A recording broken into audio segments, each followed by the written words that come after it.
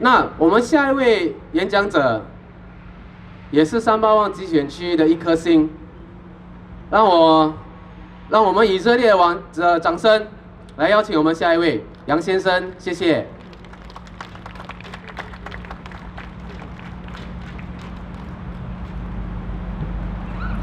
Residents of McPherson, SMC, good evening, as well as fellow Singaporeans. My name is Eugene, and I will be contesting for NSP in Sembawang Ward this coming GE election 2015. Let me start a little bit on the election manifesto that we have came out with.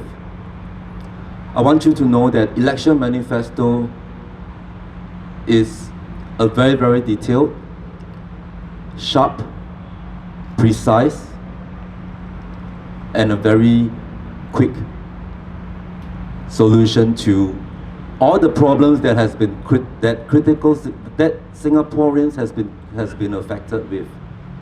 There are critical things that we as Singaporeans feel it every day. So there's no need for a long composition of manifesto that's going to tell you what your problems are. We face it every day. So the past few days, we have been walking along Sembawang, doing our walkabouts, door to door, as well as visits to coffee shops and malls. We met many interesting people living in that ward along our walks. One of the particular groups of people, we met them at a coffee shop, about 7 to 8 of them. After speaking with them, we realized that they are actually taxi drivers. And we also came to know that this bunch of people, they are great people as well. 2 of them hold degrees, another 3 diplomas, and they are all in their mid-40s. So that tells us one thing, that job displacement right now in the Singapore context is reaching a level where we are not able to withstand. Foreign talents are coming in, cheaper alternative employees are coming in to take over our jobs. And despite them sending so many resumes out to companies, be it local companies or MNCs, they receive no reply. And even if they receive reply, they are not called up for the interview. So this is one of our election manifesto, that is job displacement. I'm going to come to income inequality. We also met another group of people that told us that the rich are getting richer, the poor are getting poorer. The rich and poor divide has been widening ever since how many years back? Since 2011. The influx of foreign talents, they opened the floodgates for people to come in and take away our jobs. Now, National Solidarity Party believes that foreign talents does help us and help our country to grow. With more people, especially right now with our declining birth rate, we do know that we need people to come and work for us so that our economy can get better. But these people that we need perhaps are not the middle income people, middle income employees to come in and displace our jobs.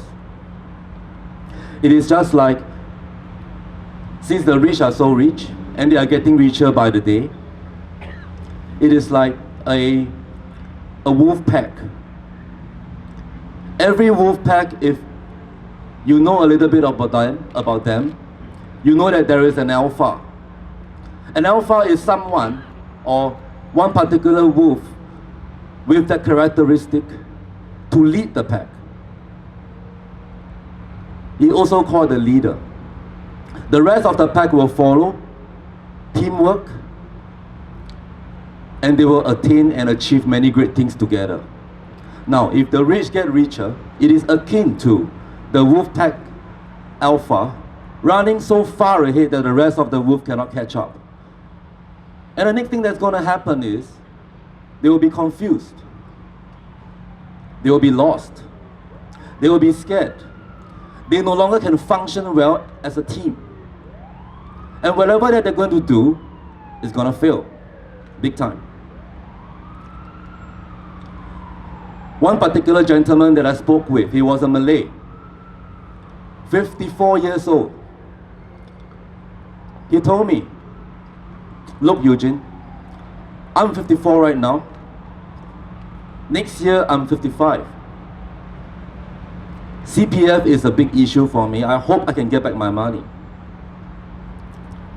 I told him, I hope you can too. But that will depend on what vote and who you're going to vote for. You see, the CPF is a contract between the people and the government. It started in the early days with the good intention of helping Singaporeans put aside some money every month and save for retirement. The key word here is save for retirement, so that they can lead better life. After working so hard for 30 or 40 years, they can lead a quality life. Take a trip to Europe.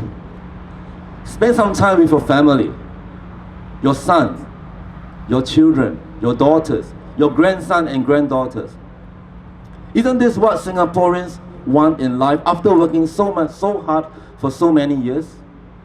We want this kind of quality of life, and not at times when we have to work and work and work and work. When is there ever a full stop?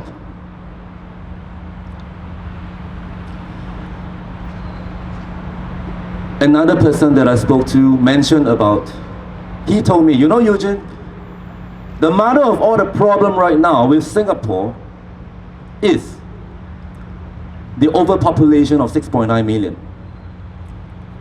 This itself actually creates a lot of sub-problems for us. Transportation. We are now at 5.5 million Singaporeans, where only 2.5 million Singaporeans can vote. So can I say that the 3 million Singaporeans or population, they are not Singaporeans, maybe? Or rather, not true blue Singaporeans. So we have 3 million of them right now. NSP believe that we should increase our population for GDP growth, for economic stability, for more MNC to come in, jobs for the people. NSP believe in that. But we have to do this gradually, at a pace when only when our infrastructure are stable and ready to take this additional 1.4 or 1.5 million people to come in. So among the 4 issues, I came to a conclusion that the most number of people that tells me that particular issue, they are most concerned about CPF. Now, why CPF? CPF is money. That is money that you have set aside under a compulsory law from the government to retire. On top of that, we now have even minimum sum to come in. The last I heard, it is now capped at about 160 over 1,000. Every year, this amount is going to increase between 6,500 to 8,500. Most of our CPF in Singapore is already parked in the HDBs that we own, if we are lucky to have one. So putting aside minimum sum, I really have no clue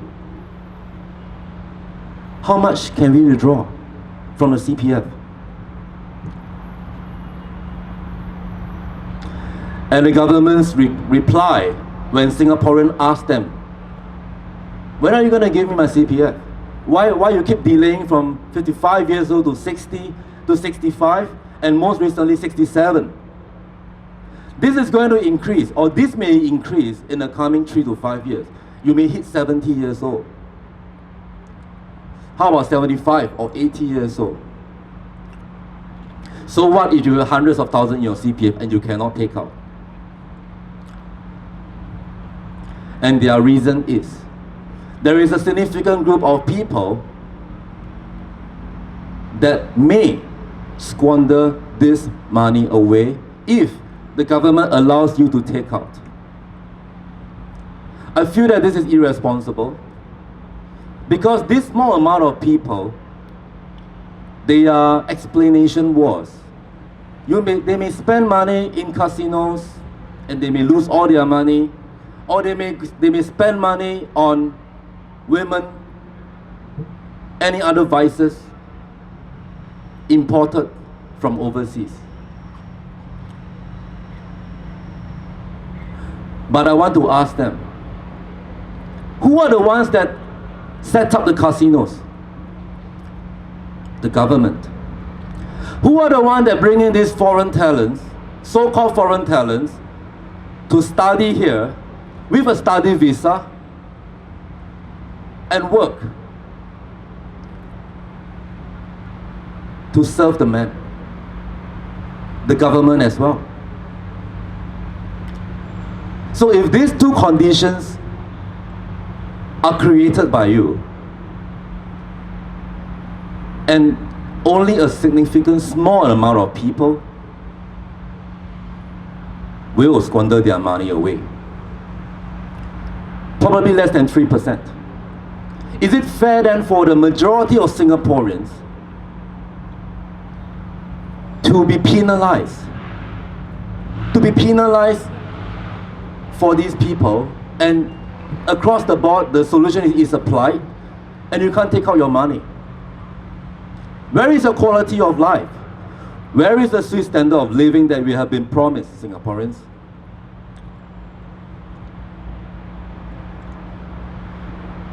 So the verdict is, I want you to know, fellow Singaporeans, a few things.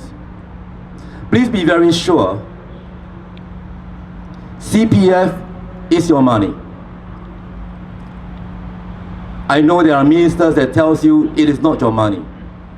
Rubbish. It is your money.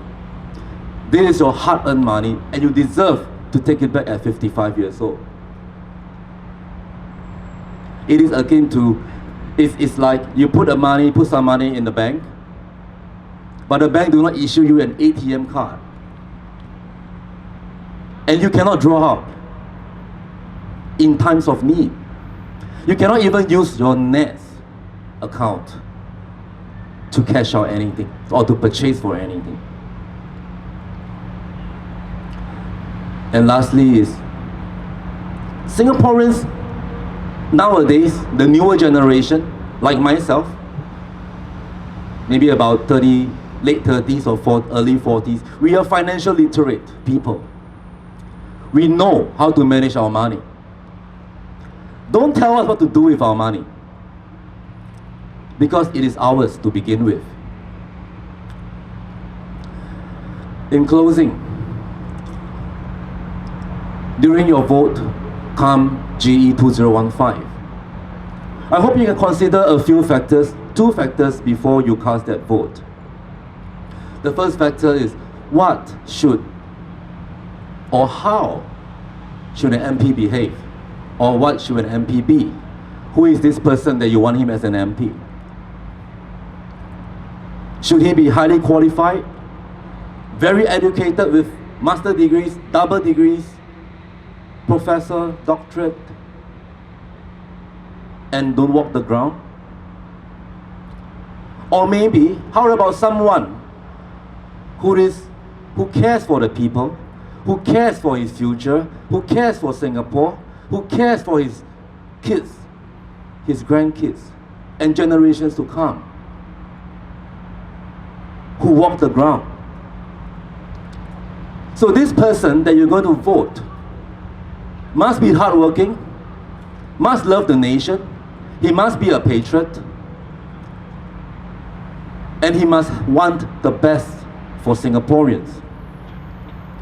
When he walks the ground, he hears all the feedbacks, he consolidates them because he connects very well with the residents. The residents tell this person everything. He must be able to consolidate everything and relay it up to Parliament. So this person is the middleman and is very crucial for him to be there. Because without this person, you can say all you want about the government, how much you hate the government. Your problems will still be there, be it 5 years or 10 years.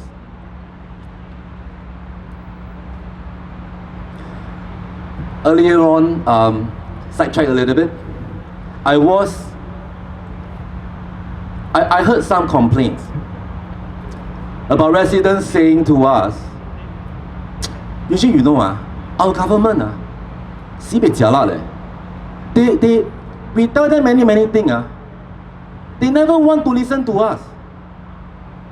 They only hear a little bit, say okay a little bit, and after that, nothing happens. I thought about it for a night, and I came to this conclusion. The only reason why they are not listening is not because they are incapable of listening, or that they don't want to hear you. They want to, they are trying to. But remember, ladies and gentlemen, fellow Singaporeans, remember that our ministers, they are highly paid. They can never understand someone who is poor because they are not poor. And when you are not poor, how can you understand our problems? It's like I am going to the hawker center now, or the kopitiam. I buy a plate of economical rice or economical bihun. It's not so economical right now, isn't it?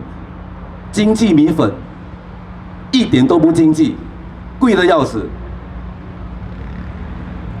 我们还要想说安哥米粉多一点，菜多一点点，肉午餐肉1块就好了，不要2块，因为我没有钱还。They are making 16,000 a month in Parliament. Sometimes talk a little bit. Sometimes they don't talk at all. And ministers with some position, Minister of Arts, Minister of Transport, they get appointment salaries, incentive. It can be 30,000 a month. So let's put it as 30,000 a month for an average minister. How much is that per day? 1,000. 1,000, and how many Singaporeans are making less than 1,000 in a month?